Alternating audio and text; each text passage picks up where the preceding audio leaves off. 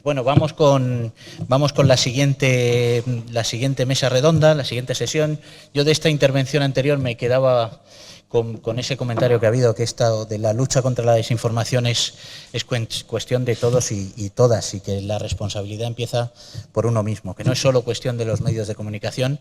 Se ha mencionado mucho a la política y los políticos, y justamente la mesa que tenemos ahora está formada por representantes de los grupos políticos parlamentarios en el Congreso. Y para moderar esta mesa voy a pedir a José Manuel González Huesa, director general de Servimedia y vicepresidente de nuestra recién estrenada Junta Directiva. Arsenio, lo vamos a anunciar en los próximos días públicamente, pero yo creo que aquí, con este aforo, que somos solo unos pocos, la verdad es que hemos completado el aforo. Debo mencionar también que nos hemos aliado, formamos parte de la Alianza contra el Absentismo, que significa simplemente que aquel que se inscribe a un acto pues viene y acude, que luego el canapé sale muy caro. Gracias. Y nos lo tenemos que llevar lo que sobra en el tupper a casa, y eso a veces está muy rico, pero a veces también se llena el frigorífico. Bueno, hemos cumplido de los inscritos, estamos a un 86% de los inscritos que habéis acudido, lo cual es muy de agradecer. Muchísimas gracias, José Manuel, ya es todo tuyo el atril. Gracias.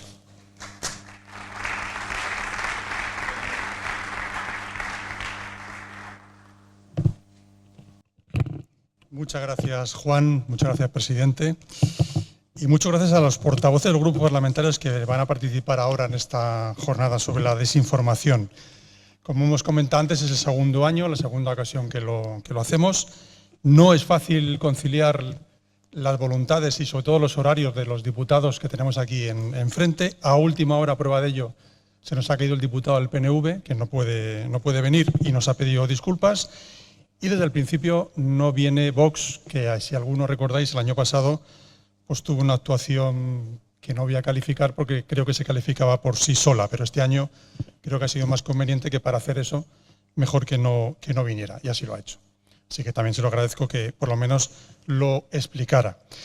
Voy a pasar y voy a decir a las personas que van a sentar aquí, que son, como ven, 7 diputados, algunos repite, algunos son periodistas, o sea, conoce un poco el tema. Todos tienen el libro previamente, algunos seguro que también se lo ha leído. Así que, por favor, Patricia Rodríguez, del Grupo Parlamentario Popular, también se sienta aquí, a mi lado. A su lado se sienta Antidio Facúndez, del Grupo Parlamentario Socialista. Francisco Sierra, del Grupo Parlamentario Plurinacional Sumar. Francisco Sierra. Hasta con el micrófono, es que son muchos, ¿eh? Entonces, no fácil sentar a 7 personas en un mismo escenario. Ir poniendo los micros. Voy a intentar girar esto, porque yo voy a estar... Lo importante son ellos. Muchas gracias, Francisco. También se sienta Francesc Marc Álvaro, del Grupo Parlamentario Republicano. ¿Qué quieres? ¿En la otra silla por?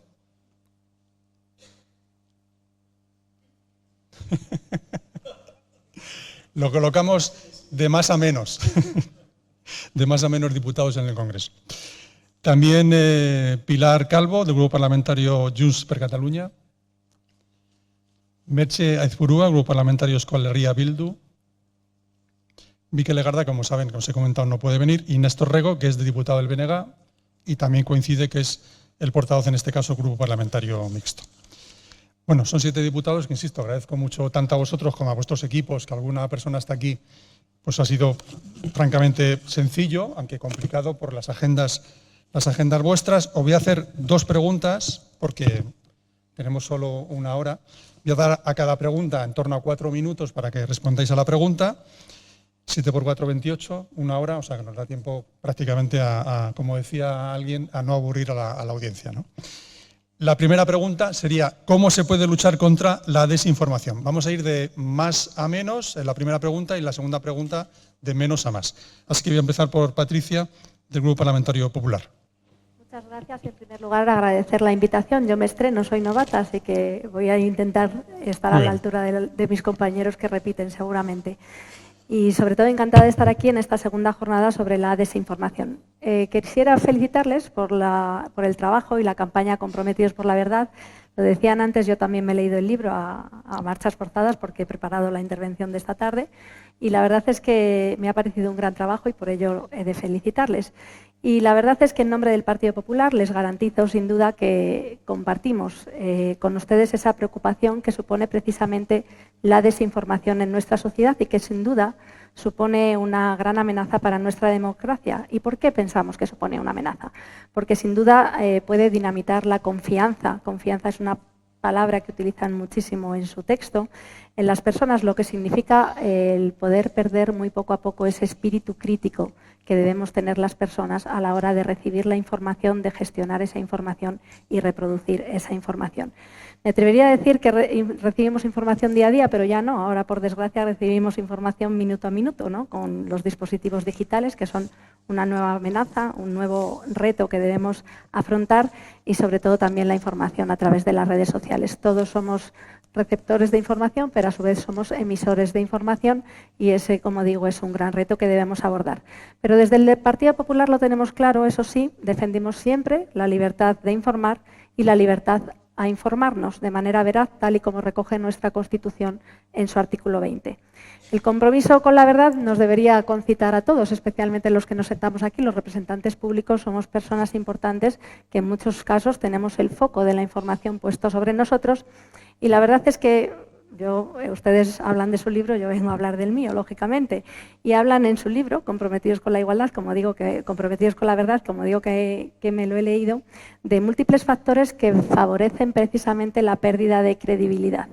Y me he quedado con esta frase, lógicamente, porque hablan precisamente de una clase política que promueve el clientelismo de los medios privados y el control de los públicos, que persigue no ya la disidencia, sino la mera independencia. Así lo he cogido literal de su libro.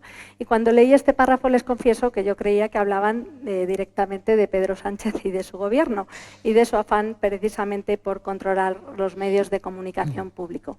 Lo hemos visto con la agencia EFE, lo hemos visto con la Dirección de Radio Televisión Española y desde el Partido Popular queremos denunciar esta situación porque de hecho nosotros consideramos que contribuye precisamente a esa desinformación. La verdad es que me parecía también un poco esta frase y este párrafo una denuncia precisamente a ese plan que llamamos nosotros plan de censura que ha presentado recientemente Pedro Sánchez y su gobierno, porque después de intentar colonizar todas las instituciones y todos los organismos del Estado, nosotros tenemos unas serias dudas de lo que pretendan ahora sea precisamente controlar la prensa libre y eso es otro de los retos y de los desafíos, yo creo, que nosotros debemos abordar. ¿Y por qué surge en este momento este plan de censura que presenta Pedro Sánchez? Recordemos cuando surgió el presentarlo, después de esos 5 días de reflexión, después de que saltase precisamente esos casos de corrupción que rodeaban, digamos, a su entorno más cercano. Pues nosotros pensamos que es precisamente eso, por la necesidad que tiene ahora mismo el Gobierno y el número 1 de controlar los medios de comunicación, tanto los públicos como los privados. Y eso es algo que nosotros vamos a seguir denunciando. Fíjese, si nosotros pensamos que el Gobierno tuviese el más mínimo compromiso precisamente por destacar la veracidad y de alguna manera combatir la desinformación, lo primero que tendría que hacer este Gobierno y especialmente Pedro Sánchez es convocar una rueda de prensa abierta a los medios de comunicación, abierta a cualquier tipo de pregunta para explicar precisamente estos casos de corrupción que le rodean y cada vez le tienen más cercado. No puede ser, a nuestro juicio, que el Gobierno sea el máximo difusor de desinformación política en la actualidad y no puede ser, a nuestro juicio, que el propio Pedro Sánchez sea el mayor generador de desinformación en este momento. Y no podemos acostumbrarnos, muy brevemente, no podemos acostumbrarnos a esta situación. Desde luego, yo creo que es muy importante y es sinónimo de combatir la desinformación, la transparencia, y estamos ante el Gobierno más opaco de la historia. Gracias. Gracias. Antidio.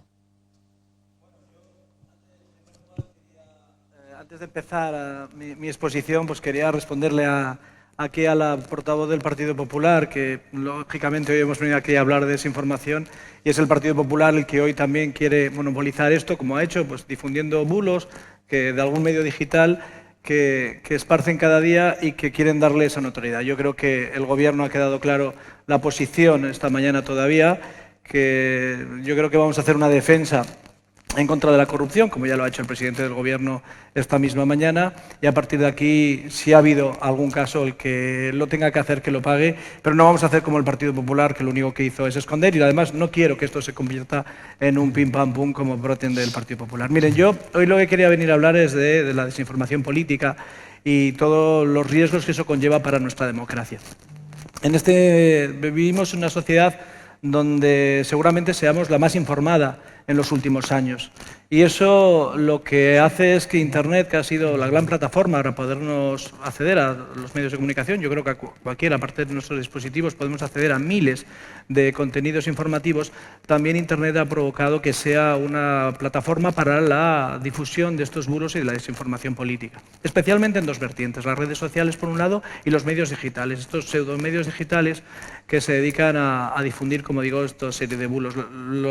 Las redes sociales, por un lado, los canales de Internet, que a través de ese algoritmo nos hace que estemos ahí polarizando los contenidos para mantenernos atentos y tener más publicidad a través de esas plataformas, y por otro lado los medios digitales, que a través de titulares sensacionalistas, alarmistas o con medias verdades, lo que hacen es intentar atraernos nuestra atención.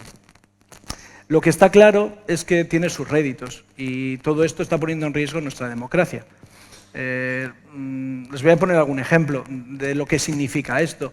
Seguramente hace unos años, después de, yo creo que han pasado ya 500 años desde que Elcano dio la vuelta al mundo, ahora mismo tenemos una gran parte de nuestra población que cree que la Tierra es plana. O tenemos una buena parte de nuestra población que cree que las vacunas que nos inoculamos todos para combatir el COVID nos han inyectado unos nanobots o microchips que son capaces de cambiar o de moldear nuestra voluntad, o los aviones que nos surcan los cielos que nos fumigan permanentemente.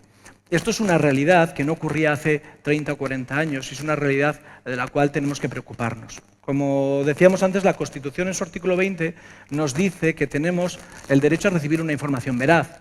Pero también nos dice la Constitución que tenemos derecho a una sanidad pública, una educación, una seguridad nacional. Y de eso sí que se han preocupado los diferentes gobiernos y el Estado. Pero no de la misma manera que con el derecho de la información, poniendo en riesgo nuestro sistema y nuestra calidad democrática. La pregunta es, ¿qué hacer sobre eso? Y sobre todo nosotros, los legisladores. Y yo creo que la regulación no tiene que ser incompatible con nuestra libertad de expresión. A nadie se nos ocurre que si vamos a coger un coche para ir de aquí a Cáceres, porque haya un control de tráfico o un control de drogas, pues nos limiten nuestra libertad de movimiento, ni mucho menos. Pues esto pasaría lo mismo. La ley europea de libertad de los medios de comunicación es una buena herramienta que además nosotros en este país la vamos a tener que poner en marcha el año que viene, y no solo eso, sino que la vamos a ampliar.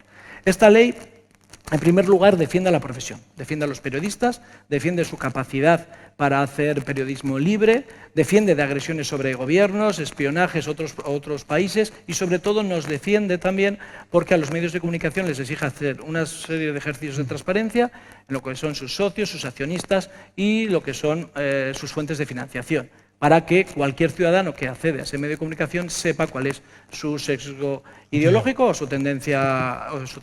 Sí, y termino. Esto por un lado. Y por otro lado, nosotros, a través de esta equiparación de la ley, deberemos de trabajar, que esto seguramente lo hablaremos luego en la segunda parte de la intervención, en esta comisión que se va a crear para regular cómo debemos de ser capaces de definir lo que es un medio de comunicación, especialmente los de las plataformas digitales, para elaborar un listado de medios serios que sean capaces de imponer una normativa periodística y una profesionalidad periodística que permita distinguir entre los que son esos pseudomedios que muchas veces se están alimentando con dinero público y de lo que es la profesión seria, que además en la comisión donde estamos tratando esto en el Congreso, también ellos son los primeros interesados en tener un listado de profesionales serios y de medios de comunicación que luchen contra la desinformación. Gracias. No, estoy viendo a la joven que nos está acompañando. No sé si es conciliación laboral, familiar, un poco de todo, ¿no? Bienvenida, ¿eh? Es que ha venido aquí una cría que está aquí en la esquina sentadita, no dice nada, pero va a escuchar tranquilamente, seguro que va a aprender algo, la pobrecita mía. Francisco, perdona el inciso. Muchas gracias por la invitación, la ocasión de encontrar un foro, especialmente en el Ateneo, en el que podamos dialogar editores, profesionales de la información, fuerzas políticas, sociedad civil. Creo que es importante. Durante este primer año en la legislatura hemos trabajado en la Comisión de Calidad Democrática de manera monográfica en la desinformación, y yo creo que podemos llegar a la conclusión de 3 hipótesis básicas compartidas prácticamente por todas las fuerzas políticas, a excepción de algún caso, ¿no? La primera y fundamental es que esta cuestión es un reto estructural, no es una cuestión marginal. Si uno hiciera historia de la comunicación, la desinformación ha sido persistente, no hay comunicación sin desinformación. La cuestión es cualitativa y cuantitativa, cómo abordarlo en una dimensión estructural. La segunda, que está presente en el volumen que hoy se ha presentado, es el reto de la formación ciudadana. Cómo capacitar en el lenguaje de los medios a la ciudadanía, cómo proteger a la ciudadanía para ser consciente de sus derechos. Y en tercer lugar, los poderes públicos que tienen que asumir un rol activo, es decir, que no se va a combatir la desinformación simplemente asumiendo el rol o el mantra liberal que el libre flujo de la información es la mejor garantía. No lo es al día de hoy, no lo ha sido nunca históricamente, y necesitamos, por tanto, un rol activo de los poderes públicos. Voy a centrarme básicamente en el reto de la desinformación en los 3 rubros. La primera, que la desinformación ni es coyuntural, ni es accidental, ni es episódica, ni es una anécdota. Es sistemática, es sistémica, y por tanto las soluciones tienen que ser estructurales y sistémicas, empezando por cambiar, evidentemente, desde un análisis institucional, retos importantes. Por ejemplo, la estructura de la comunicación. No hay derecho a la comunicación ni garantías ciudadanas si no se regula el derecho a la comunicación. Paradójicamente tenemos un Parlamento que no tiene una comisión específica que aborde las políticas de comunicación. Tenemos comisiones de todo. Podemos hablar del derecho a la salud, del derecho a la educación, de derechos fundamentales. Pero este, que está consagrado constitucionalmente como un derecho fundamental, no tiene comisión alguna, no tiene un ámbito legislativo para deliberar, para construir política pública. Por tanto, tenemos que hacer un análisis institucional en ese ámbito y plantear el reto que es el que tenemos siempre en comunicación. Desde el punto de vista democrático, la dialéctica acceso y control. Artículo 20, derecho de acceso y el control. El acceso reconocido universalmente, pero el control ¿de quién? ¿De Elon Musk? ¿Quién controla? Tenemos que establecer mecanismos de control democrático y de representación desde el punto de vista estructural. Buscar un pluralismo, y para ello creo que es necesario consejos. El Reglamento Europeo de Libertad de Medios es muy claro. Necesitamos un organismo estatal que permita regular, y esto no es una dicotomía autorregulación, regulación, no. Necesita un sistema complejo que tenga dispositivos regulatorios y capacidad de autorregulación de los actores en el sistema de comunicación. Y ese reto lo tenemos que acometer. Si no hay Consejo Estatal de Medios autónomos, dependiente del Poder Legislativo, no es la garantía al CNMC para poder cumplir esa tarea, difícilmente vamos a poder proteger, salvaguardar, garantizar un ecosistema mediático libre de la desinformación. Necesitamos leyes anticoncentración, porque claro, la desinformación no sale del abstracto, no son intervenciones esporádicas. Después del Brexit, digo yo que tendríamos que haber aprendido una lección sobre lo que ha sucedido y lo que sucede en Europa con los medios de comunicación y el llamado capitalismo de plataformas. Si no hay organismos que garanticen esa protección, y esto plantea en la agenda que la siliconización, que el modelo de los GAFAM no es una garantía para la libertad de información, no es una garantía para la desinformación, antes bien es todo lo contrario. Y yo recordaría aquí que en la pandemia estuvimos hablando en Europa de autonomía estratégica y de soberanía digital. Y hoy día no tenemos ni autonomía estratégica, ahora que estamos en medio de un conflicto, en una guerra en Europa, ni capacidad ni soberanía digital. Y sin ella, evidentemente, no podemos combatir la desinformación. Los otros 2 ejes creo que todos estaremos de acuerdo. La educomunicación, que implica no solo formación y alfabetización de la ciudadanía, también medios educativos, que no lo hay a diferencia de otros países. Se señalaba el caso nórdico. Bueno, pues habría que avanzar televisiones educativas, culturales, y hacer pedagogía democrática de los derechos de la comunicación. Y por último, decía el sabio de Treveris que la primera libertad de prensa consiste en no ser una industria. La información es una mercancía, pero todo pasa porque lo que prime en la comunicación no sea la dimensión comercial o mercantil, que es la que impulsa la desinformación, sino la dimensión ciudadana, cívica y de derecho. Y esto pasa por algo que es innombrable en el Congreso y en el debate actual sobre la desinformación. Políticas democráticas de comunicación, políticas de Estado en materia de comunicación. Lo dejo ahí. Muy bien. Francés.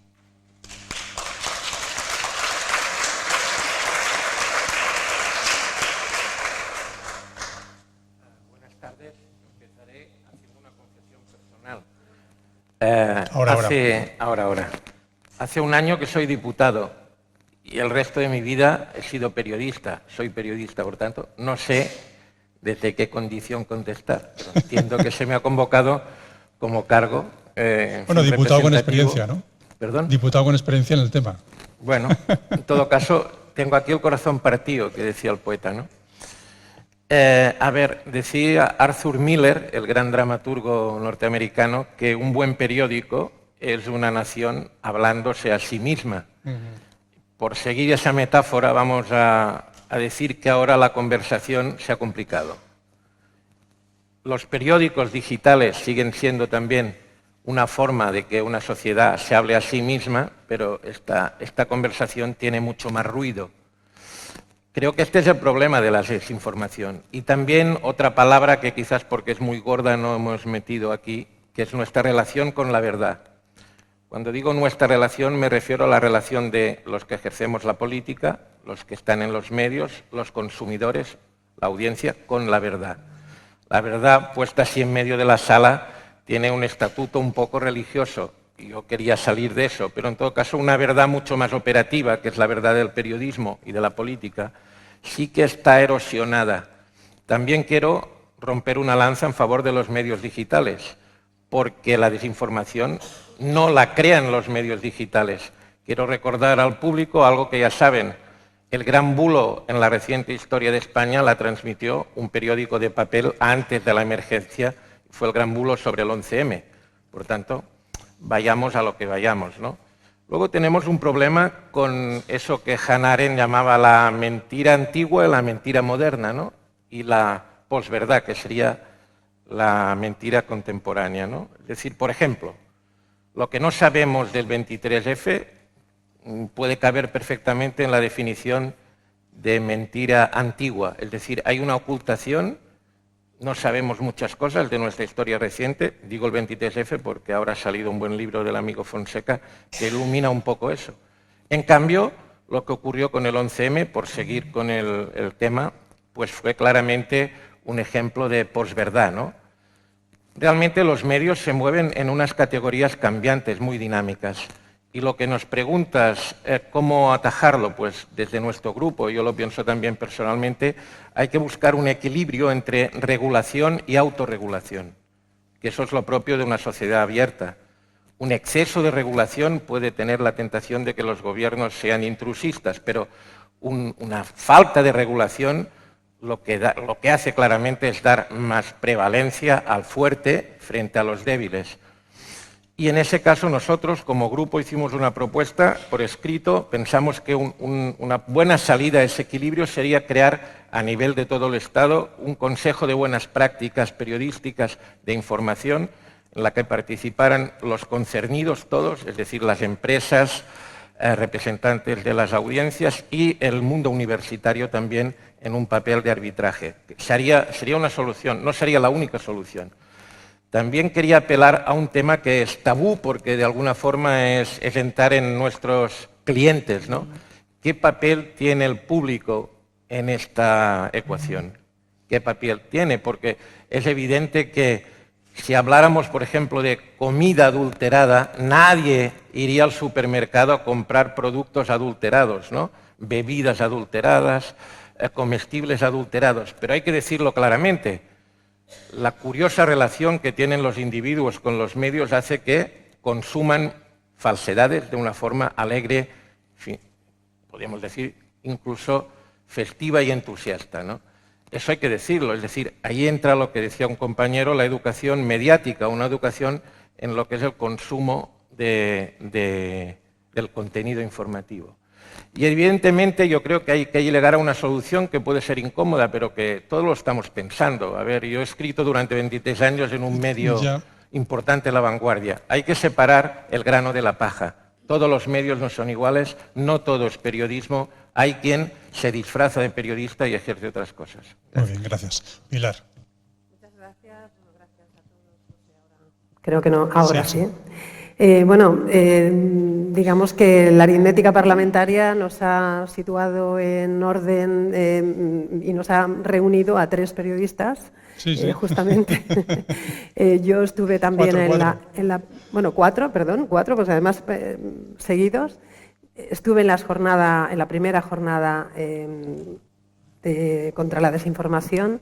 Y debo decir que, respondiendo ya directamente a la pregunta, creo que la manera de luchar contra la desinformación es manteniendo ese compromiso con la verdad en el tiempo, como estáis haciendo. Creo que esto es una manera de realmente garantizar que no vamos a dejar caer este proyecto que nos interpela a todos y que nos pone en riesgo a todos. Por tanto, desde la corresponsabilidad mantenida en el tiempo entre, como se decía antes, ¿no?, el mundo académico, el mundo periodístico, las plataformas tecnológicas, la política, entre todos tenemos que mantener ese compromiso. Por otro lado, yo creo que aquí se ha hecho también muy buen trabajo de análisis para saber dónde están esos puntos débiles de la cadena informativa entre quien produce contenidos y quien consume esos contenidos, ¿no? Por no redundar en comentarios que hayan hecho algunos de los diputados que me han precedido, sí que es verdad que ahora tenemos delante pues, la ley de medios, que está totalmente relacionada, lógicamente, con el Plan de Acción por la Democracia que ha propuesto el Gobierno y que nosotros ya lo dijimos en la edición anterior, pensamos que siguen existiendo zonas oscuras que han afectado de una manera terrible en la política de los últimos años, también en la historia de la democracia española, que nosotros decimos que no es una democracia plena, justamente por eso, porque sigue habiendo episodios que no se han explicado. Ahora, por ejemplo, en el Congreso de los Diputados, como saben ustedes, hay 2 comisiones de investigación, Operación Cataluña, también Pegasus, y por otro lado la de los atentados del 17A, justamente que está basada en el derecho a la verdad. Y todo esto sumado a lo que decía antes Francesc, en el sentido de que seguimos sin saber qué es lo que pasó, por ejemplo, durante el 23F, no tenemos, se nos ha negado ese derecho a la verdad, pues entendemos que esas medidas que se quieren implementar debieran dar respuesta a esto, ¿no? De entrada, pues dejar que entre la luz, dejar que se conozca por parte de la opinión pública qué ha pasado en esos momentos tan importantes de la historia contemporánea. Nosotros, como grupo que representamos a una ideología independentista, ya lo dije el año anterior, hemos sufrido la represión, la persecución, pero también la desinformación. Y a mí me gustaría también hablar de censura o de filtro, ¿no? Hay quien califica este control que se quiere hacer sobre ese cuarto poder y sobre ese quinto poder. Recordemos que ahora ya no hablamos solo de la prensa convencional, sino de ese quinto poder que supone desde los bloggers, los influencers, la gente que se mueve en el mundo digital. Se habla de censura, pero a mí me gusta, y estoy de acuerdo en eso, en hablar de filtro, ¿no? De poner limitaciones. Tenemos el gran problema, el terrible problema del anonimato. Luchar contra el anonimato nos deja en una situación de vulnerabilidad tremenda.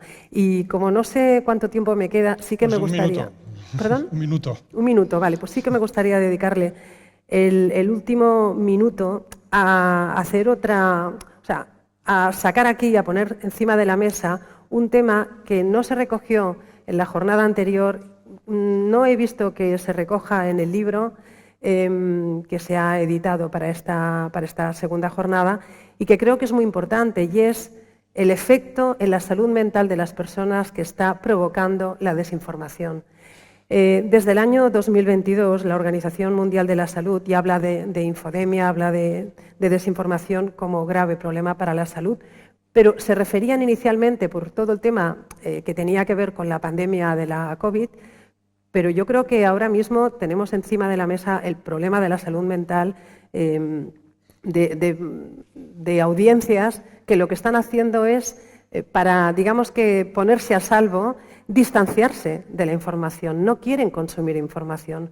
Y algunos no saben que consumir información, lo siento, pero información que puede ser incluso muy verídica, pero que es negativa, que es pesimista, que acaba generando ansiedad, acaba generando estrés. Por tanto, y vuelvo otra vez a enlazar con el inicio, yo creo que la mejor manera de luchar contra la desinformación, evidentemente, es capacitar a nuestras audiencias en dos sentidos. En el sentido de saber discernir qué es información y qué es desinformación, y por otro lado, en el sentido de saber incluso protegerse de ese alud de información, de esa infoxicación que puede producir incluso una información contrastada.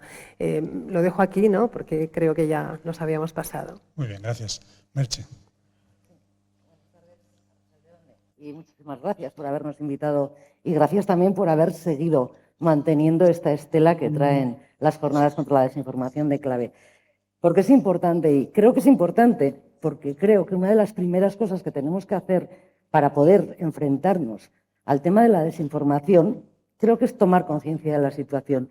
Y yo creo que no tomamos conciencia real de lo que está pasando. Es verdad que la desinformación, los bulos han existido desde siempre. Antes, bueno, se les llamaban versiones oficiales, se ponían en cuestión. En algunos momentos y en algunos lugares, más que en otros, hemos desarrollado de alguna forma un sentido crítico respecto a las versiones oficiales, pero hoy ya estamos hablando de otra cosa.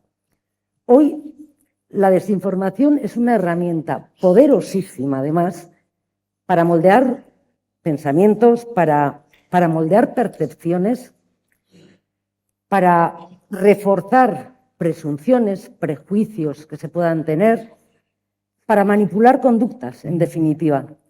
Y es terriblemente peligroso.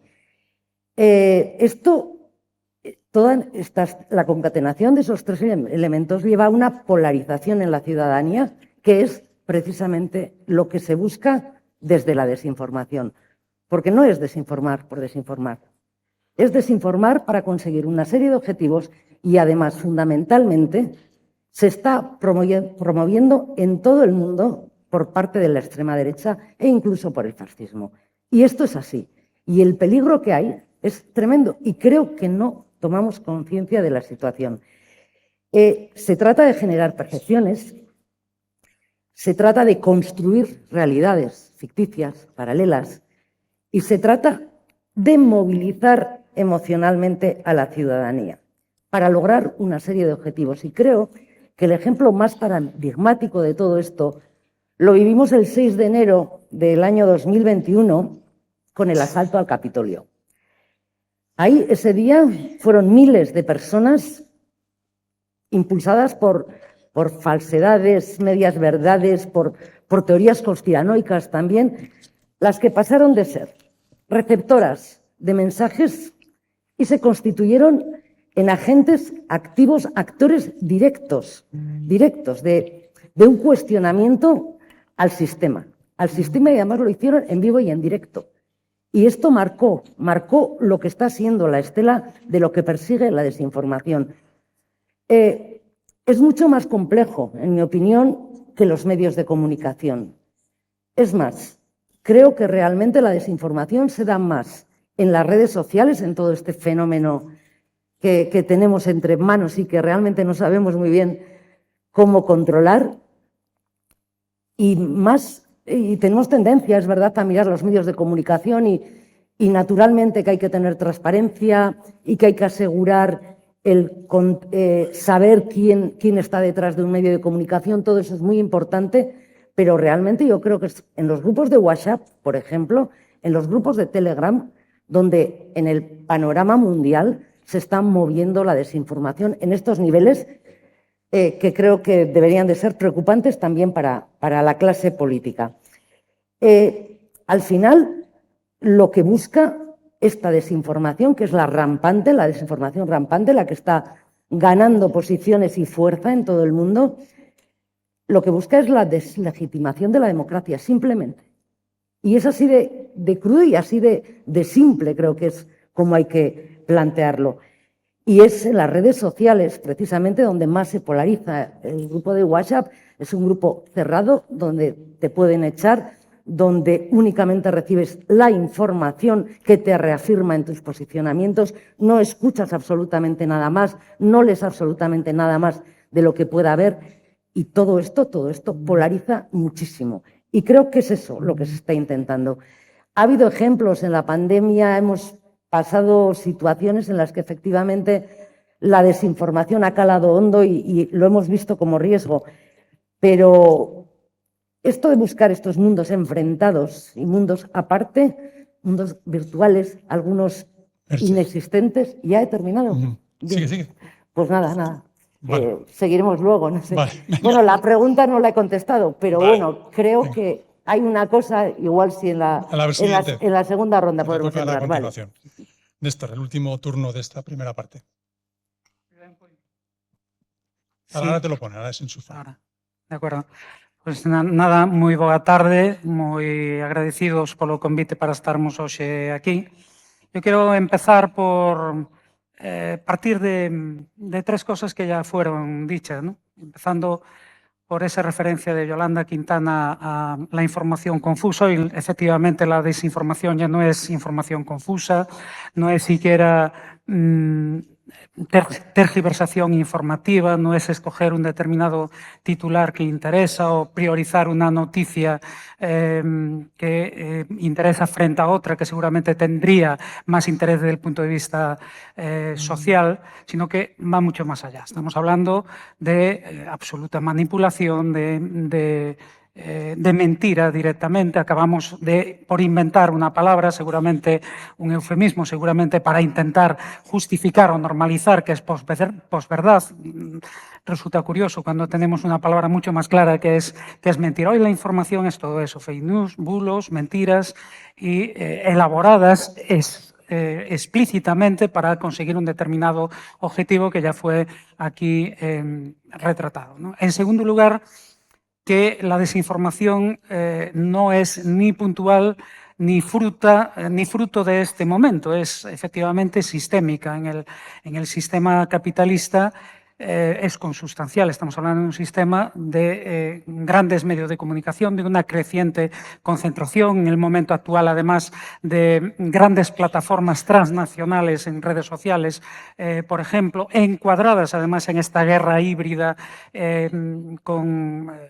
que responda a intereses geoestratégicos. Y permítame poner un ejemplo, una anécdota que no es en absoluto anecdótica, que lo ilustra. Una reciente comparecencia de la presidenta de la Comisión Nacional de los Mercados de la Competencia en el Congreso. Ella, en su relatorio, pues explicitó una acción para poner, digamos, cortapisas a TikTok como un grande éxito de la Comisión, pero claro, ni una sola referencia, por lo tanto, ninguna acción para controlar grandes plataformas estadounidenses como Meta, con dos redes sociales, con una mensajería como WhatsApp o Google o cualquier otra, ¿no? Por lo tanto, también condicionadas, ¿no?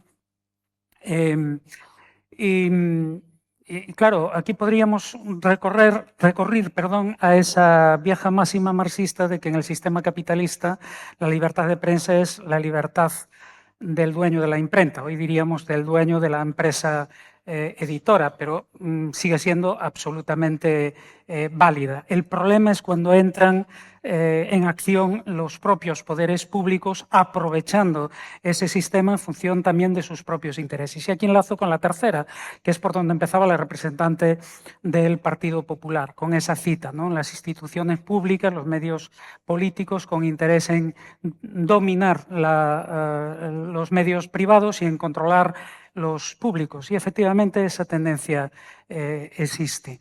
La cuestión es si la libertad de expresión y la libertad de prensa ampara la desinformación o no. Y nosotros tenemos claro, el BNA tiene claro que no puede amparar la desinformación ni la censura informativa. A mí me choca que la representante del Partido Popular hable de censura. Para empezar, hay que recordar que actualmente en la Unión Europea hay medios que están censurados, que no se pueden ver en toda la Unión Europea, con la justificación del Partido Popular, entre otros, seguramente no lo único, pero sí entre otros. Digo, me choca que hable de ese intento de censura cuando lo que se está proponiendo es unas normas reguladoras que, por otro lado, están en vigor en la Unión Europea, en muchos países, pero no sea capaz de ver la viga la viga en el ojo propio. Hoy, si hay un medio paradigmático de la manipulación informativa en el Estado español, es la Compañía de Radio y Televisión de Galicia. Los trabajadores de Radio y Televisión de Galicia llevan más de 330 semanas de protesta. Actualmente están en huelga precisamente contra la manipulación, contra el uso que hace el Partido Popular de un medio público al servicio de la propaganda del propio Partido Popular. Por lo tanto, creo que sería bueno que efectivamente pudiésemos avanzar, y me reservo entonces para el segundo turno, en medidas concretas que permitan ir en esa dirección. O sea, te hacen la pregunta y te la respondes. O sea, ¿qué medidas concretas se pueden aplicar hoy en día ahí enfrente del Congreso y que luego llegue a la sociedad en esta materia? Tienes otros 4 minutos. Bien, pues a ver, nosotros creemos que sí hay medidas, que es necesario que exista, por una parte, transparencia en relación con los medios privados, y no solo transparencia, sino también democracia y control en los medios públicos. Control me refiero a control social y control parlamentario de los medios de comunicación públicos, ¿no? Es necesario, por ejemplo, conocer cómo se financian los medios privados. Si especialmente esos medios privados tienen recursos públicos, ¿no? Y por lo tanto, que la ley obligue a sistemáticamente y periódicamente, podemos decir 3 meses, 6 meses, anualmente, que esos medios pues tengan que hacer público cuáles son su fuente de financiación y especialmente si reciben dinero de la propia administración pública, en concepto de que no solo cada medio, sino también cada medio, sino también los grupos, o al revés, si se quiere, ¿no? Porque muchas veces se utiliza esto para ocultar financiación pública, ¿no? Y en segundo lugar, puede efectivamente haber algún organismo de control del derecho a la libertad de información, no de control, no de censura informativa, sino de control y de defensa del derecho a la libertad de información. Yo pongo un ejemplo. En Portugal, que está ahí al lado, por lo menos para nosotros está muy al lado, existe un organismo público que es RC, Entidad de Regulación de la Comunicación Social, que está elegida por la Asamblea de la República, por el Parlamento portugués, y que tiene funciones precisamente en este sentido. Entre otras, velar por la libertad de información, por el pluralismo, por el respeto al pluralismo y a la independencia de los medios de comunicación públicos, velar también para que no se produzca una excesiva concentración en los medios privados y velar porque se cumpla el criterio de objetividad informativa y, por lo tanto, muy directamente contra la desinformación. ¿Qué sucede? Portugal es un país que censura. Yo les puedo asegurar que, como conozco bastante bien Portugal y conozco la información que, por ejemplo, en el ámbito político dan los medios de comunicación portugueses, sinceramente, y no les parezca mal a nadie, puedo decir que está a años luz de la que se produce en el Estado español, o particularmente en Galicia. Y eso que me consta que en Portugal hay fuerzas políticas que son muy críticas con este papel de los medios de comunicación, incluso de los públicos. Pero aún así está a años luz digamos, del respeto al pluralismo político que existe en los medios públicos españoles. Por lo tanto, si hay fórmulas, y lo que debe haber es voluntad política para aplicarlas, sabiendo que efectivamente contamos con fuerzas políticas que hacen de la manipulación informativa o de las fake news una manera de actuar políticamente para condicionar la opinión pública y las opiniones del conjunto de la sociedad, incluso sobre la base de la mentira. A eso creo que sinceramente que hay que combatirlo, porque no es información. Por lo tanto, desde la defensa al derecho a la libertad de información, creo que es necesario que se actúe en esta dirección. Obrigado. Gracias. Merche.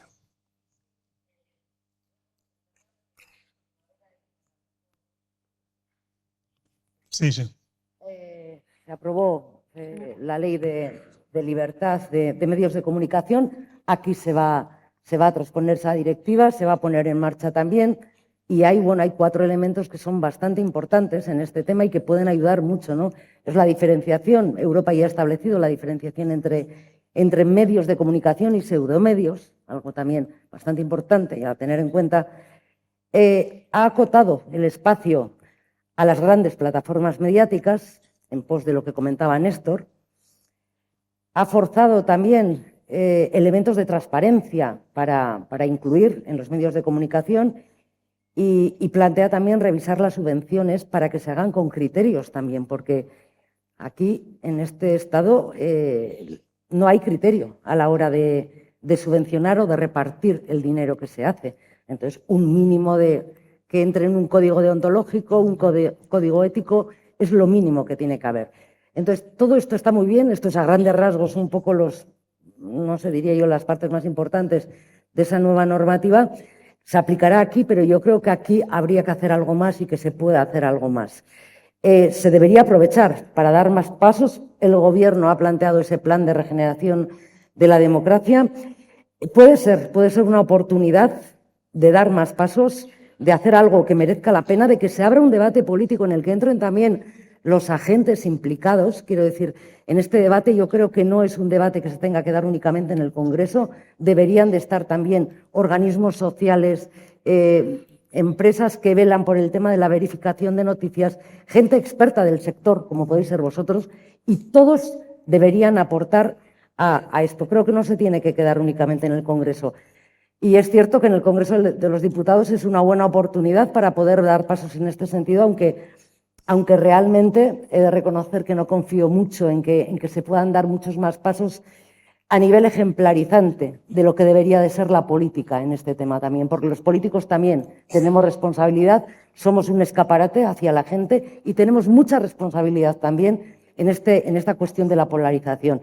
Y visto lo visto y visto cómo transcurre semana tras semana los plenos en el hemiciclo, pues realmente no es para estar muy, muy satisfecho ni muy esperanzada, pero bueno.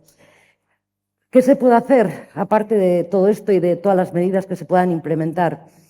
Y no mirando únicamente a los medios de comunicación, educación.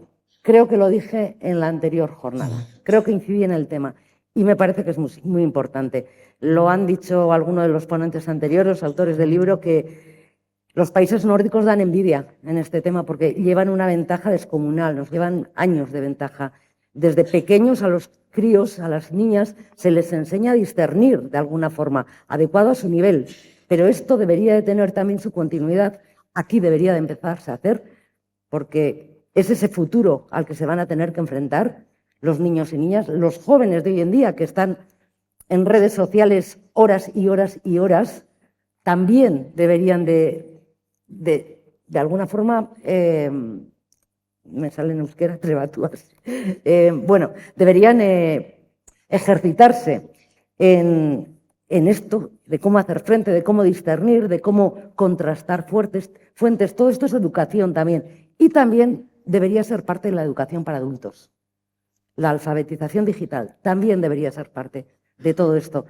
Creo que son cuestiones porque esto no es una cosa, vuelvo a decirlo, solo del periodismo, y hay muchas más cosas que también inciden en esto.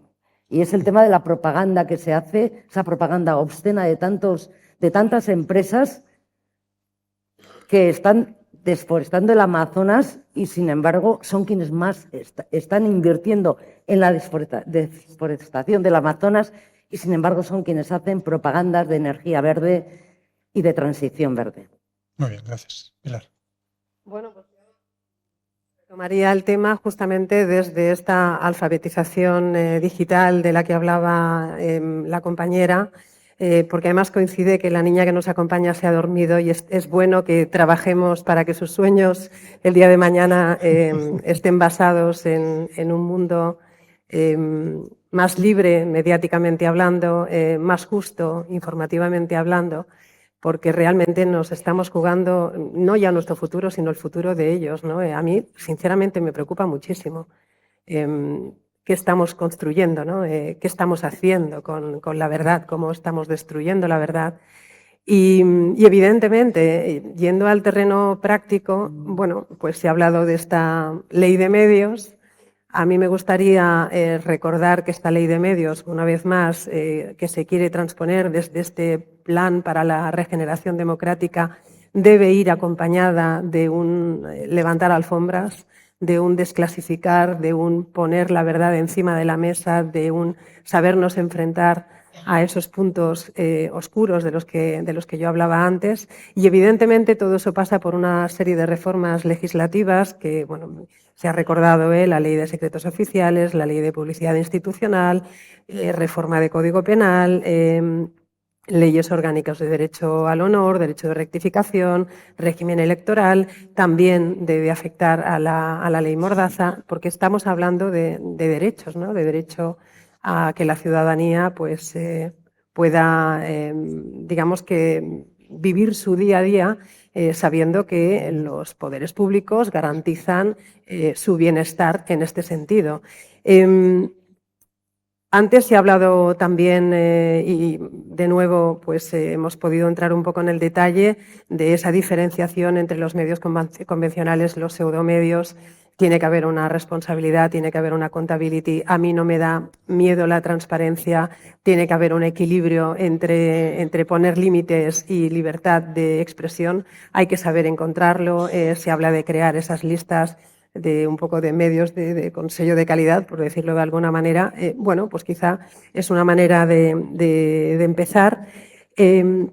Y también teniendo en cuenta pues, que es muy importante saber, cuando hablamos de transparencia, igual que se nos reclama a nosotros, a los políticos, todo el mundo sabe lo que ganamos, para entendernos, pues entendemos o pensamos que es bueno que esa transparencia llegue hasta el límite de saber pues, quién hay detrás de cada medio, de cada grupo mediático, porque no saberlo nos obliga a trabajar o a estar en una especie también de anonimato, ¿no? No puede ser que no sepamos quién mueve los hilos, ¿no? Volvemos a recordar que esto, o sea, los medios tienen un poder inmenso, igual que lo tiene hoy en día la ciudadanía de a pie, porque evidentemente cada ciudadano es un informador en potencia y por tanto, pues hay que, digamos que parapetarse y refugiarse de ese impacto mediático que hoy en día puede hacer tanto daño, ¿no? Sí, pues lo dejamos aquí. Gracias. Muchas gracias. Francés, perdonar, pero es un horario. Francés. A ver, hay que ser claros. Yo creo que estamos en un incendio y intentamos salvar la casa y a veces hablamos de las cortinas, ¿no? Esto es un incendio. Y el grave problema es no ya la invasión de la desinformación, sino el prestigio que ha adquirido la falsedad, la mentira en política especialmente. Hablemos de Trump para no entrar en debates aquí. Trump es un hombre que se regodea en la falsedad y sus seguidores también. Entonces, la gran pregunta que no vamos a dilucidar esta tarde es ¿por qué eso es tan difícil de atacar?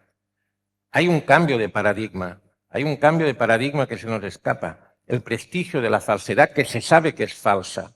Eso es nuevo completamente, porque antiguamente el que mentía trataba de presentar eso como algo bueno, como algo realmente verdadero. Ya no hay esfuerzo en estas fuerzas que Merche relataba, estas fuerzas de la oscuridad. Se regodean en lo falso y sus seguidores también. El prestigio de lo falso es tremendo y eso va creando una corrosión en la sociedad.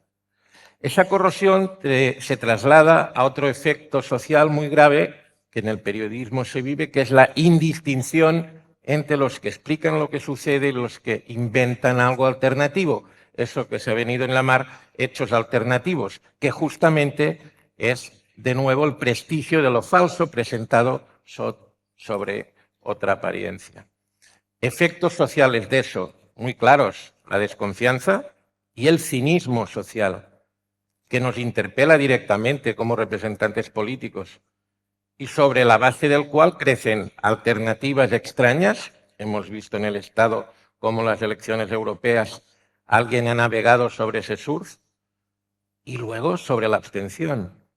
Por tanto, no quiero ser extremadamente pesimista, pero es como si quisiéramos achicar el agua de un barco que se está hundiendo, ¿no? Pero bueno, como no puedo ser pesimista como representante público, creo que la ley de medios es una ley estimable, que hay que coger, como todas las leyes, con cierta perspectiva. Creo que sí, es buena en cuanto a la trazabilidad y a la responsabilidad, se puede trabajar. Hay una cosa que el viejo periodismo, no quiero idealizar, pero en el viejo periodismo, que había de bueno y malo, pero en el bueno del viejo periodismo era básico, que era hacerse cargo de esa información. Alguien, un editor, un grupo de gente se hacía cargo de eso. En los pseudomedios se diluye esa responsabilidad. Y luego hay otra cosa importante que yo quiero decir aquí también, que es que a veces con buenas intenciones uno se puede pegar una torta muy grande. Yo creo que el plan de regeneración democrática del gobierno mezcla demasiadas cosas. Es como una olla, digamos, tremenda en la que está la ley Mordaza, están los medios, está no se sabe muy bien qué, y eso va en contra justamente de lo que estamos hablando hoy, porque quien mucho abarca, poco aprieta, incluso Pedro Sánchez. Muy bien, gracias. Francisco. Bueno, nosotros hacemos una valoración positiva del Plan de Acción Democrática. Creo que es un avance reformista que no se ha dado en la historia de la democracia, porque este país, la asignatura pendiente que tiene, entre otras, es justamente la de derecho a la comunicación. Entonces, que haya medidas que aborden elementos o pilares del Estado como el Poder Judicial, secretos oficiales y algunos de otros elementos que no se han regulado, pues es un avance, a nuestro juicio, insuficiente. Nosotros el día 3 de mayo, el Día de la Libertad de Prensa de la UNESCO, liderados en el Grupo Hermes, con el Grupo Parlamentario Plurinacional de Sumar, con la profesora, con la catedrática Daniela Monjes, hicimos unas jornadas para establecer 10 medidas muy concretas que expongo aquí muy sintéticamente, que creemos que son necesarias. Muchas de ellas están ya recogidas en el Plan de Acción Democrática. Una, empezando porque estoy de acuerdo con la portavoz de Bildu, efectivamente, no tiene que ser un debate parlamentario, tiene que ser un debate social y ciudadano, pero necesitamos en la Cámara de Representantes una comisión, un espacio de deliberación sobre políticas de comunicación, derecho a la comunicación. Si creemos que el derecho a la comunicación es un derecho universal y es la garantía frente a la infoxicación, frente a la desinformación, necesitamos un espacio de debate de las fuerzas políticas y de la ciudadanía en este sentido. En segundo lugar, la ley de transparencia, que no es solo sobre la publicidad que se da de manera aleatoria, y en esto estamos no solo con la lógica bipartita y los fondos de reptiles del siglo XIX, es que no hemos avanzado. La discrecionalidad en la publicidad debe ser regulada. Inclusive los sistemas de medición, que con las nuevas tecnologías y la cultura digital deben ser reformulados y deben ser transparentes en la asignación, cuidando los medios de proximidad, el periodismo serio y haciendo economía del sector de las industrias culturales, porque estamos perdiendo soberanía informativa también porque no hay una política coherente en la gestión de la publicidad institucional. En tercer lugar, un proyecto de ley estatal de educación para la comunicación y comunicación educativa, no solo alfabetizar, también una política de medios educativos, que este país, si queremos asemejarnos a la socialdemocracia nórdica, tenemos que tener medios educativos en la programación. Las leyes lo permiten y no ha habido un desarrollo en esta línea. Por supuesto, modificar el modelo de gobernanza de los medios públicos, empezando por la Radio Televisión Española, pero también por los medios autonómicos. Portavoz de BNG, pues por ejemplo Galicia, yo podría añadir Andalucía y Madrid y otros muchos más. Entonces necesitamos un modelo de gobernanza democrático, autónomo, independiente, profesional, mejorado y bien financiado para que sean un punto básico, la tele de todos, que permitan justamente la deliberación ciudadana. Un elemento también que no se habla nunca, la economía social de la comunicación. Para lograr el derecho de acceso y la participación y el pluralismo necesitamos medios ciudadanos y medios comunitarios, porque son bases de acceso y participación de la ciudadanía. No se está regulando el acceso a los medios comunitarios y es un elemento de democratización del Estado fundamental también para combatir la desinformación y para formar a la ciudadanía. Te quedan 30 segundos, o sea, o lees los titulares o no llegas a Sí, los 10. termino muy brevemente los 4 que faltan, ¿no? Impulsar medidas de política pública para cumplir el convenio de la UNESCO en diversidad. Tenemos unos déficits de pluralismo y diversidad en nuestro sistema mediático considerables. El pluralismo interno es fallido, no hay una ley de concentración adecuada a la era digital. Y tenemos 3 puntos más. Hay que establecer sanciones contra la mala praxis y las medidas que abunden en la mala política de la mentira y la desinformación, tiene que tener penalización, sin ninguna duda, y hay que proteger 2 actores que también están abandonando el sistema, los profesionales de la información. Yo también he sido y practico el periodismo y no hay regulación adecuada para la profesión periodística. Se ha pedido un consejo estatal al respecto del Consejo General de Colegios Profesionales, impulsar medidas en favor de la dignidad, de la protección, no sustituir en las redacciones con voz, con robots e inteligencia artificial los profesionales. Y evidentemente que la Secretaría de Estado de la Comunicación sea una Secretaría de Estado, no un gabinete de prensa de Moncloa, me da igual quién gobierne. Hay que hacer políticas públicas y la Secretaría de Estado tiene entre su función desarrollar políticas, programas e iniciativas. No se hace históricamente en nuestra democracia. Pues deberíamos que convertir la Secretaría de Estado en una Secretaría estratégica, no sé si vinculado a cultura, a educación, pero con una visión de Estado y de país para el desarrollo de la industria cultural, de la industria de contenidos y, evidentemente, del derecho universal a la comunicación. Es estratégico y nosotros hemos presentado ya propuestas en esta dirección en el propio Parlamento. Gracias. Antidio. Bueno, pues yo creo que por primera vez en este país ha habido un gobierno que se ha tomado este derecho fundamental que viene en la Constitución como una prioridad en el gobierno.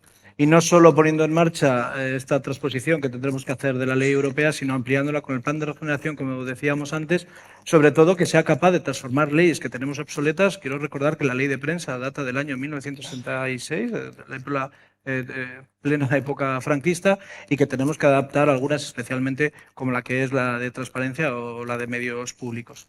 En cuanto a medidas concretas, yo creo que empezando por el tema de la adaptación de la ley a nuestro país, la ley europea, lo que nos va a permitir es con este Consejo Regulador que tenemos que crear, que yo creo que no debe de asustar a nadie, todo lo contrario, lo que va a hacer es poner y garantizar algunos derechos para nuestro país. En primer lugar, el tema de garantizar la pluralidad informativa, impidiendo pues, esa concentración de medios que permita tener una pluralidad en los medios de comunicación. En segundo lugar, el tema de velar por todo lo que es la financiación pública en los medios de comunicación. Y en tercer lugar, que como decía antes, me he quedado cortado, quería desarrollar aquello de definir qué es un medio de comunicación, especialmente, como lo dice la ley europea, para el tema de las plataformas digitales. Dice esta normativa europea que un medio de comunicación, para serlo, debe cumplir 3 aspectos fundamentales. El primero, no tener ninguna dependencia política de ningún partido ni de ningún país extranjero. En segundo lugar, que debe tener unas normativas de redacción o, de autocracia periodística, asociándose a un organismo independiente, que es verdad que en España no lo tenemos, pero bueno, la FAPE sí que tiene una comisión de arbitraje que se podría amoldar. Y en tercer lugar, que no pueden ser medios que solo emitan su información con la inteligencia artificial. Tiene que haber periodistas que supervisen, porque es verdad que la inteligencia artificial puede elaborar una noticia muy bien hecha, pero no tiene la capacidad de discernir si es un bulo o es una... Y además, como decía antes, no puede haber periodismo sin periodistas, y es todas las cosas que debemos de implementar en nuestra ley. Cuando digo esto es para elaborar un listado de medios de comunicación que permita a plataformas como Google saber si es un medio de comunicación o no a la hora de difundir sus noticias. Y como tienen en Francia, no ha pasado nada porque no coarta para nada la libertad de expresión. Esa libertad o ese listado de medios serios permitiría resolver algunos problemas como tenemos en el Parlamento actualmente, donde se nos acreditan medios o pseudomedios que lo que hacen es permanentemente dinamitar cada una de las intervenciones de las ruedas de prensa a través de personajes que no son ni periodistas ni profesionales del medio, y lo único que son es miembros de un partido político o de una asociación política que tienen unos intereses. Lo que hacen es degradar la calidad democrática de nuestro país. Y luego el tema de la financiación. No puede ser que instituciones municipales, ayuntamientos o comunidades autónomas especialmente sean las que estén permanentemente financiando a estas pseudopáginas o a estos pseudomedios que su 95% de la financiación es de una entidad pública. Y yo no digo que haya que cerrarlas ni que haya que fumigarlas, pero que sí la sociedad tiene que saber perfectamente qué es ese medio, quién lo financia y a qué se dedican. Y puede haber perfectamente. Esos medios pueden seguir existiendo, pero tiene que haber unos medios serios que sean los que se beneficien de esa publicidad institucional. No puede ser que igual que una empresa normal no puede, si tiene deudas con la Seguridad Social o con Hacienda, no puede acceder a financiación pública a determinados concursos, y sí, estos medios que contribuyen, que para nada contribuyen, a la calidad democrática de nuestro país, tengan financiación pública de algunas administraciones para hacer todo lo contrario, para ser propaganda de un determinado gobierno sectario o para contribuir a la desinformación política y a romper nuestro sistema democrático. Gracias. Yo creo que... Gracias. Pues nada, muchas gracias. Gracias. Terminamos, Patricia. Bueno, muchas gracias. Y la verdad es que después de escucharte ha sido un acierto que venga, porque realmente me voy mucho más preocupada de lo que venía, porque efectivamente si todas estas medidas las va a tomar el gobierno más opaco de la historia, pues me preocupa más, ¿no? Porque ese plan de censura del que estamos denunciando el Partido Popular se ha explicado con detenimiento aquí, es decir, los medios que son afines, yo te he escuchado con muchísima atención, te agradecería que me escuchas esto a mí. Bueno, yo lo único que sé es que cuando he hablado de que el presidente lo que debería hacer es un ejercicio de transparencia con los casos de corrupción, tú me has acusado de bulos y yo creo que eso todos los que estamos sentados aquí en este foro podemos saber que es plena actualidad y noticia de actualidad. No es una cuestión. Estamos hablando en un foro contra la desinformación y, a mi juicio, es muy importante la transparencia. Y después de escucharte, de verdad, me voy seriamente preocupada porque efectivamente estoy viendo cuáles son las intenciones de este gobierno precisamente con ese plan de censura. ¿Qué propone el Partido Popular? Pues, en primer lugar, aclarar que no es una directiva europea, es un reglamento europeo. Es decir, que no hay que transponerlo, simplemente hay que cumplirlo. ¿Y qué dice este reglamento que España tiene que cumplir obligatoriamente? Pues que garantiza la libertad de expresión, cosa que a ustedes parece que no les gusta mucho, que garantiza la pluralidad, es decir, los medios que también son críticos con el gobierno también deben estar garantizados, evitar las injerencias de los gobiernos en los medios. Me hace mucha gracia que el señor Rego hable de la televisión pública de Galicia y hablen ustedes de las televisiones autonómicas cuando están callados, cuando Pedro Sánchez pone a sus afines a dirigir cada una de las instituciones, incluida Radio Televisión Española, incluida la agencia EFE, incluidas todos los organismos públicos, y ustedes callan. Yo entiendo que callan porque mejor que gobierne Pedro Sánchez tomando esas decisiones a que pueda gobernar el Partido Popular. El Partido Popular trabajó en un plan de calidad institucional que supongo que, por supuesto, ustedes no habrán leído, en el que se incorporan 60 medidas, cosas tan sensatas como que efectivamente el Gobierno no determine quién tiene que liderar el CIS, quién tiene que liderar, como he dicho, la agencia EFE, quién tiene que liderar Radio Televisión Española, por supuesto que no sean afiliados socialistas de carné, o que no sea posible ser ministro por la mañana y ser gobernador del Banco de España por la tarde, por mucho que él diga que es el mejor candidato con el mejor perfil en una entrevista. Es que ya es de verdad de risa. Sobre todo que se proteja la independencia judicial y que se garantice la separación de poderes, y que el Gobierno sea el principal defensor de la Constitución y de la integridad territorial del Estado. Yo creo que esto casi no habría que recogerlo porque parece que se da por hecho, pero estamos en un punto en que el propio Gobierno ha rebasado tantas líneas rojas con los socios que aquí callan y no son críticos con el propio Gobierno, pues que lógicamente ya tiene que quedar por escrito para garantizar precisamente cosas tan sencillas como la integridad del Estado español. Si el PSOE quisiera realmente trabajar de manera rigurosa contra la desinformación, lo primero que tendría que hacer es sentarse con el partido que ganó las elecciones, que es el Partido Popular, que tiene una masa social muy importante detrás, y después escuchar, no, los que no quieren son ustedes, que negocian bilateralmente con cada uno de los socios que están aquí sentados, cosas que les interesa a cada uno de ellos y que no beneficia al conjunto de los españoles. Y lo que sí es cierto es que también hay que escuchar, por supuesto, a la sociedad civil organizada, pues claro, y ustedes de momento están dando la espalda también a medios de comunicación, a profesionales de la comunicación, que también tienen mucho que decir. Hay que escuchar a todos para luego tomar medidas que beneficien al conjunto del periodismo y sobre todo, por encima está siempre la información. Termino rápidamente con una frase que han dirigido aquí, porque no me da tiempo, que también se ha nombrado de Hannah Arendt, y fíjese lo que dice, que parece que va dirigido al Gobierno de España. Mentir constantemente no tiene como objetivo hacer que la gente crea una mentira, sino garantizar que nadie crea en nada.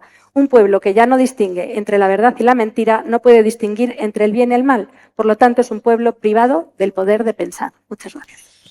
Muchas gracias a los 7. De verdad, muchísimas gracias. Perdonar por la interrupción del tiempo, pero es que yo creo que en esto hay que conciliar. Efectivamente, la niña se ha quedado dormida. No quiere decir que haya sido aburrido, todo lo contrario. Desde Clave, este es un tema absolutamente vital para nosotros que analizaremos con lupa, que Clave tiene que estar presente, por supuesto, en el futuro desarrollo de esas medidas, creo yo, ¿verdad, presidente?